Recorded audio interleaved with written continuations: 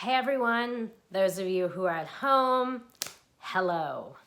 So, we're enjoying time at home. We're playing, we're working, we're living, we're doing everything at home now, okay? And much of my social media content that's been more popular on Instagram and other platforms is when I share more work at home lifestyle tips. I'm a professional at working at home because my business is primarily virtual, Francesca Ragucci marketing. A lot of my clients are in different cities like Los Angeles, Boston, and anywhere in between. And we continue to expand out nationwide. However, I'm able to do this from the comfort of my home while traveling or wherever I am. Thank you, technology. So today I'm going to just give you a couple of easy tips. Well, easy for me, but probably new for you that will become easy so you can enjoy working at home and feel productive. Okay? Tip number 1 is to have a routine. Have a routine basically means on your iPhone, your notepad, wherever you choose to schedule your day. Not every little detail, but the basics. What time frame are you going to work? When you're going to play? What's your morning routine? What's your nighttime routine? That's specific to you without going into too much detail here. But when are you working? What times are you working until? And when are you getting up from your computer, shutting everything down in order to enjoy time in other activities? Tip number 2 is to take frequent breaks. So again, this is specific to each individual, but make sure to take breaks throughout the day so you're able to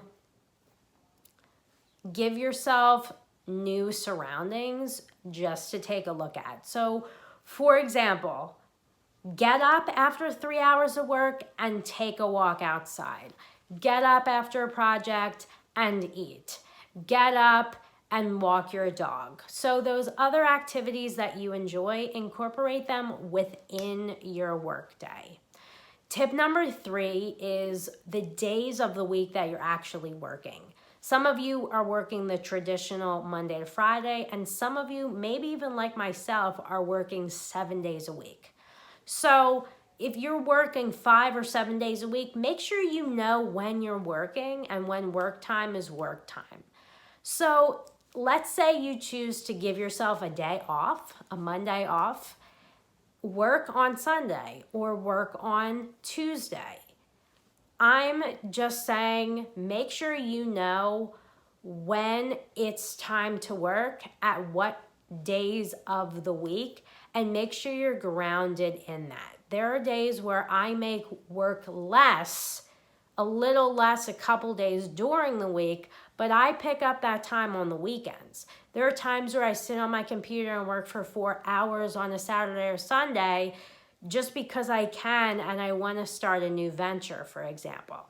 There are times where I sit at my computer and it's 12 o'clock and I work for 4 hours during the week at this time, and I pick up those hours on a weekend day. So what I'm doing is I'm mixing in some days, I'm mixing in more of my personal with the business in the day. I may have other things to attend to that aren't business related, just within my lifestyle, and they merge in at any time during the week. I'm not getting upset because I worked X amount of hours when I should have worked X amount of hours. I'm not looking at it on an hour by hour scale. I'm looking at it in a 7-day week period, which can lead into tip 4 because we're going into a new tip. Look at your week in 7 days if that's your lifestyle instead of 5. So instead of the traditional 40-hour week, you may say to yourself, you're going to work 30 Monday to Friday and you're going to work 10 Saturday and Sunday because you can, and you have more of that flexibility now.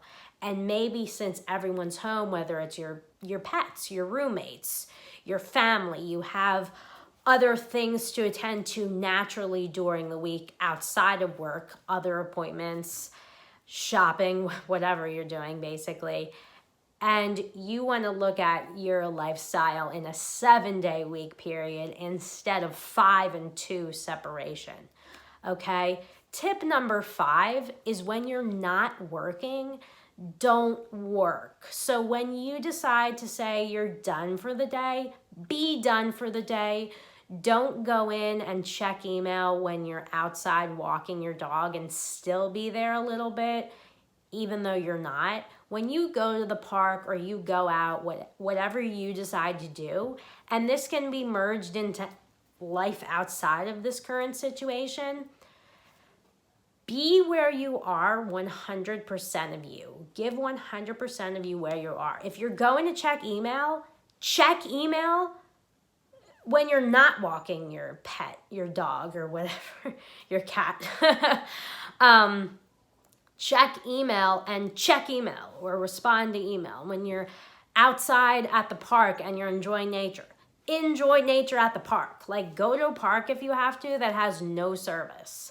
Or leave your phone in your desk. That's a great one for me. I leave my phone upstairs because the more I have to think about doing something, the less likely I'm gonna do it. The easier it is for me to do something, the more likely I'll participate in that activity more.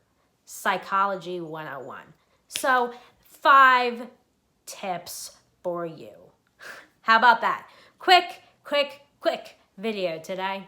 And let me know in the comments below which tip you're enjoying the most, which tip you need to work the most on, because I want to know how I'm able to help you, because apparently the social media content on my accounts at this time that's getting comments are these fun home lifestyle tips that really don't have anything to do with marketing or social media, but it does have something to do with your work lifestyle, which people are loving at this time. So I'm glad to share that type of information, because I consider myself a professional at working from home, because outside of this life situation, one of my primaries is working from home, is working flexibly, whether I'm traveling on location, wherever I am.